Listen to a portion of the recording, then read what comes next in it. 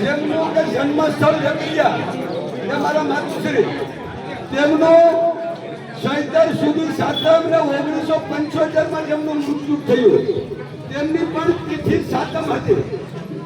ત્યારબાદ મારા બાપુજી એમનું પોષ સુધી 7 ના દિવસે મૃત્યુ થયું એ પણ તિથિ 7 હતી. ત્યારબાદ અમારા બધીમાં તેમનું પણ અધિક માસ જેઠ સુધીના 7 ના રોજે મૃત્યુ થયું તે પણ તિથિ 7 હતી. એટલે ત્રણેય તિથિ 7 હતી.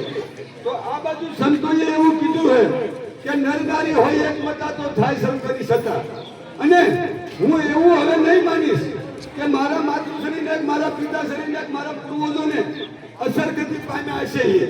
કારણ કે આજે આટલી મોટી સંખ્યા આવી છે તો હું એવું જ માનું છું કે મારા બધી માને કોઈ પણ વિધિ વિધાનની જરૂર નથી, તેમને પણ એક મોક્ષ મળ્યો છે.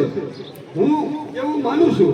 પછી કે મારે જે પરમાર સાહેબ મારા ઘણા આપણે વાત થતી હોય કે આપણે વાત થતી હોય કે ભાઈ તારા હું આપણે નિષ્ઠાન બંધ કરીએ, પણ હું એક સમાજ એક સંબંધી આના સંબંધોથી હું જોડાયેલો હતો.